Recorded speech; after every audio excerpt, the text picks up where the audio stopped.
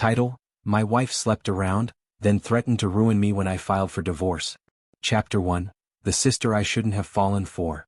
I always thought Emma was the perfect addition to our family, kind, thoughtful, the sister-in-law everyone loved. When her younger sister Tara started coming around, I didn't think much of it at first. Tara was everything Emma wasn't: loud, wild, magnetic. She had this laugh that made people turn their heads. And slowly I found myself drawn to her. We started texting, joking, and flirting. I knew it was risky, dating Emma's sister, but I couldn't help it. Our first date was electric. She kissed me before I could even finish saying goodbye.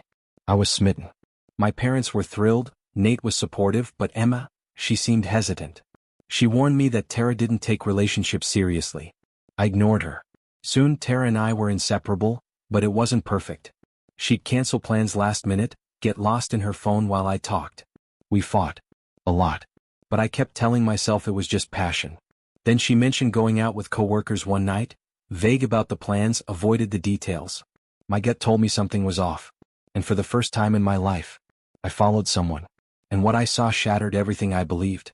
Chapter 2: The night everything broke. She told me she was meeting work friends.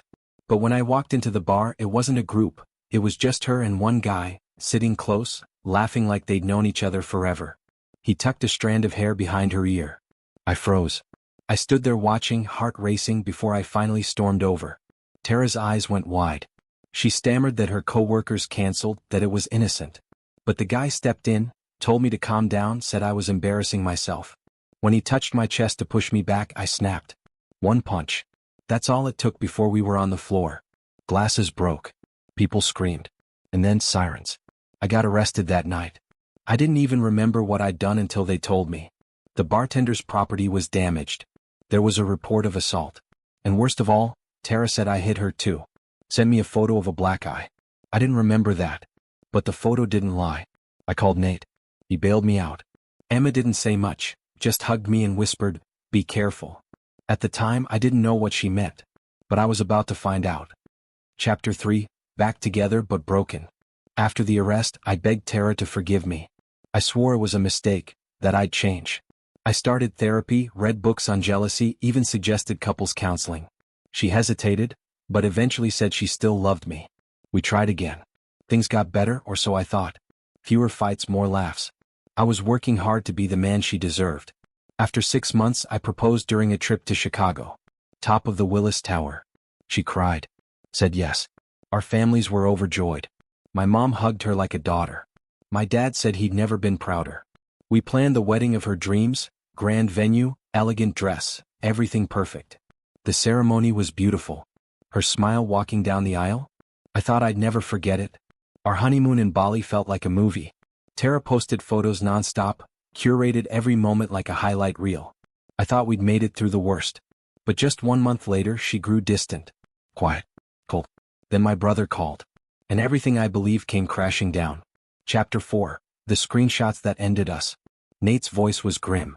He said Emma had come over while I was on my business trip, and Tara confessed everything. That she was cheating. With multiple men. She even asked Emma to cover for her while she went out. I didn't want to believe it. But when I confronted Tara, she denied it all. Said Emma was jealous. Said my family never liked her. She turned the whole thing on me. I didn't say a word. I grabbed her phone, locked myself in the bathroom, and started scrolling. My hands were shaking. But what I found made my stomach turn. Dozens of messages. With coworkers. With strangers. Plans to meet. Explicit photos. Conversations that dated back months, even during our honeymoon. I forwarded everything to myself. Every message. Every photo. Every name. When I walked out, I handed her the phone, packed a bag, and left. She followed me to the door, crying, begging. But I didn't look back. Chapter 5: Threats and Lies. I checked into a hotel that night, numb and hollow. My phone buzzed nonstop, Tara calling, texting, apologizing, accusing. She said I was controlling, that I pushed her away. Then she said she loved me, begged for therapy again. Then came the threat. She said if I didn't come back, she'd tell everyone I was abusive. Said she still had the photo of her black eye from the bar fight, that people would believe her. That I'd lose my job, my friends, my life. I stayed calm. Told her I had every message she ever sent. Proof of her affairs. Of her lies. If she tried anything, I'd file a restraining order. She screamed that I was ruining everything. that it was my fault. The next day I served her divorce papers. She showed up at my hotel, sobbing in the lobby, causing a scene in front of strangers. Security was called. I agreed to talk briefly. But it was all more manipulation. Excuses. Rage. Pleading. Blame. And when I didn't cave, she made one final promise. She wasn't letting go without a fight. Chapter 6. I'm done looking back. Tara contested the divorce, claimed there was no proof of cheating. My lawyer laughed. I sent him every screenshot, every message, every plan she made to meet up behind my back. Her denial was just a delay tactic. I moved out of the hotel into a small apartment. My parents helped me settle in. My mom brought fresh sheets and lasagna. My dad didn't say much, but I could see the disappointment in his eyes. Not in me, just in what I'd been put through. Tara still tried to reach me. New numbers, fake accounts, desperate emails. I blocked them all. Emma reached out too. We met for coffee far from anyone we knew. She apologized for not speaking up sooner. I told her she saved me. She looked more like my sister than Tara ever did. Now I'm picking up the pieces. Going to work. Sleeping a little better. Cooking for myself again. Some nights I still dream we're happy. And I wake up alone. But for the first time, I'm okay with that. Because what I had with Tara, it wasn't love. It was a warning I won't ignore again.